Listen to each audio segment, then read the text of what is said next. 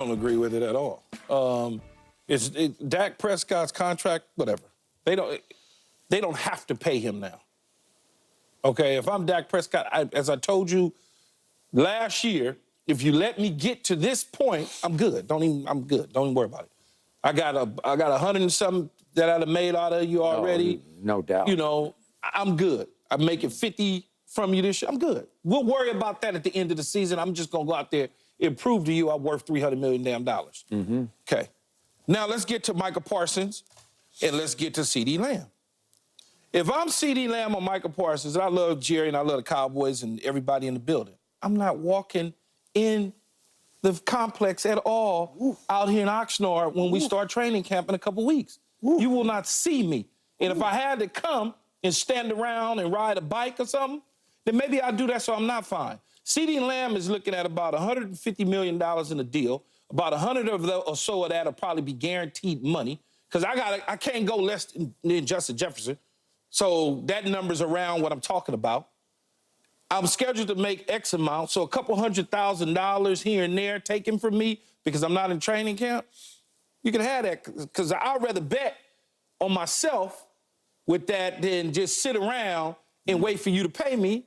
Now let's see how the offense runs without me. Yep. Same thing defensively with Micah Parsons. If I'm Micah Parsons, I'm not even thinking about coming to training camp. I can come hang out with the jersey on if you want me to, but I'm not stepping my ass on the field with no cleats on. Okay, I make $2.5 million. I'm one of the top 5 defensive players in the league, regardless of what people may think. And I got to be paid as such. I'm making 2.5 this year. Yeah. I'm not getting on the field. You can take your little 50,000 every practice that I miss or whatever the case is, because I need at least over and above what Nick Bosa got, because I think that might be the last guy, or T.J. Watt or something along those lines. So when you start talking Myles Garrett, T.J. Watt, Nick Bosa, package it up, average it out, and see where it's at, and let's go from there. Yeah. That's it. If you want to win. If you don't want to win, keep playing hardball because the season's getting closer and closer and closer. The quarterback, he's good. His pockets is filled. Those 2 young men hadn't made life-changing money yet. They just hadn't. But ain't you playing with fire right now, though? Like, if Dak, like if you don't sign Dak right now and McCarty and they go out, have a great year, and Dak's like, you know what? Oh, well. I'm out of here. Yeah, that could happen. I'm out of here. That could happen. I'm gonna show some resentment. Y'all want to do me like that? It could be a Kawhi Leonard situation. I'm gonna take my time somewhere else. It could happen. So, like, lame duck to me is like saying, oh, let's see what y'all do this year before I give y'all the money. Yeah, that's true. That's true. So, but it could come back and bite them. Yeah, but I'm not taking less than what I'm supposed to. You know what that's telling me, though? Jerry Jones is feeling like, I don't think I can win a championship. That may be the case. And Mike McCarty. So I'm going to leave them out there like lame ducks. That may be the case. Because after this year... The coach, whatever. I mean, there's 3 coaches that's out there that can do the job. You still got Pete Carroll, Bill Belichick. Another quarterback like this don't fall in your lap, Key. No, that's their mistake, though.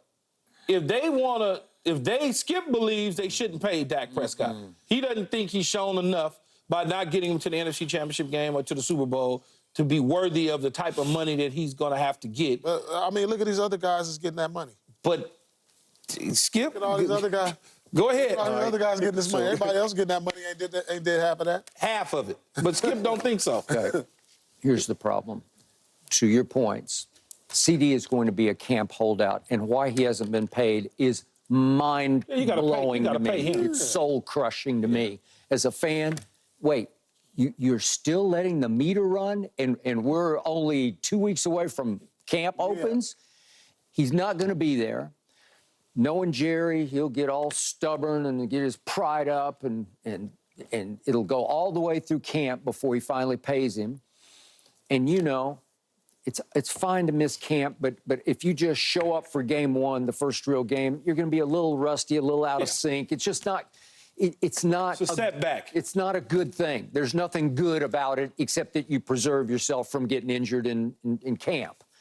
But the point is, if the other guy also holds out, Micah, even though Malik Hooker made some great points on your podcast about Micah that he should be down the line of getting paid. But yeah, I don't agree with Malik. All right, but that's fine. I do. And I appreciated that he said that out loud on your podcast because it got to Micah and Micah didn't like it, but he needed to have his fire lit in the offseason. And I love that. That's leadership to me from a veteran safety who's not a great player, but he's a pretty good player. He's a good player. He's a good player. Good NFL player. All right. So the point is, we're looking at maybe 2 big camp holdouts that won't help us to start the year after an offseason in which my owner/general manager, my owner and operator of my football team has done next to nothing. Eric Kendricks is next to nothing to me. That's the only free agent signee so far. You brought back Zeke. So here's my point. Okay, look at what we're going into. These are the Dallas freaking Cowboys. At least they used to be.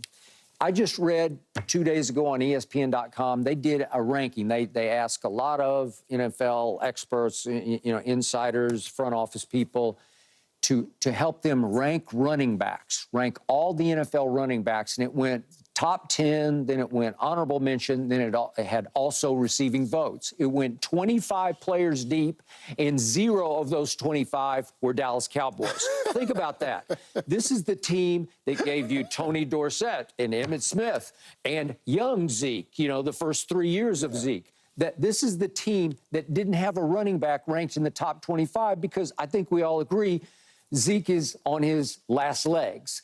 And he had little to no impact for New England last year, and now he's coming home to be our bell cow back? Really? I'm dumbfounded by it, and I keep waiting that maybe Jerry will sign a second receiver. Maybe your nephew is sitting out there still, and I think, would Jerry, are you going to do it? Why haven't you done it so far? He's spending money on trying to win a championship because he don't believe that this team has a chance. Okay, well, the last time he actually saw this team in action, it was down 27-0 before halftime of a home playoff game. Right. It was down 48-16 early in the fourth quarter. And so you don't want to open up that checkbook. Okay, so it does feel weirdly lame ducky to me. Yeah. Although when I think of lame duck, I just think of duck because every time I watch him this coming year, I'm going to be like duck, right? Time to cut costs. There's only 2 guys, though, Skip, that are on an expiring contract. Yeah, no, I got that. But what I'm saying is, if in fact you're making Dak sort of play for his life in Dallas, well, are you handicapping him? So he's not going to have a strong running game to help benefit him and take some pressure off him.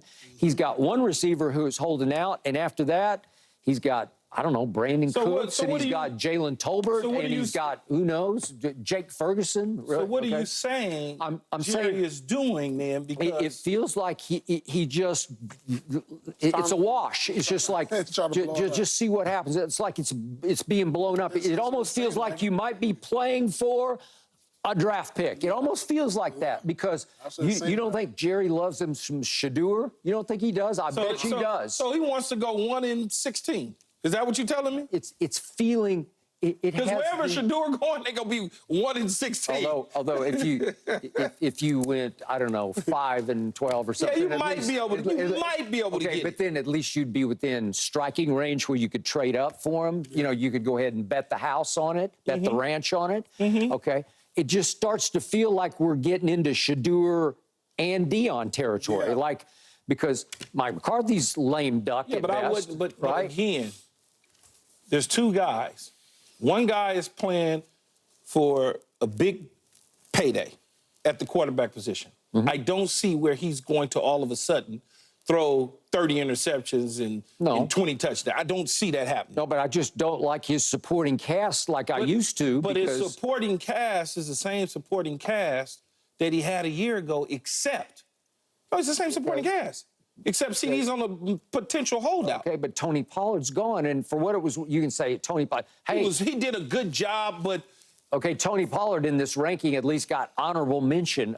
Tony Pollard did a good job, but it's not like you had Josh Jacobs and then you go into Zeke. No. It's not one of those situations. Okay. So Those two guys, the coaches are the separate. Okay, They're going to fire him anyway if he Let's doesn't go talk to the NFC offensive Championship line, game. shall we? I saw Pro Football Focus the other day. It ranked the Cowboys' offensive line 10th best, so it's still top 10. That's good. And I'm looking at it saying, really? Yeah, they're Top good. 10? They're good offensive line. They lost first ballot Hall of Fame left tackle, as you well know, because he went to your school, right? Yeah.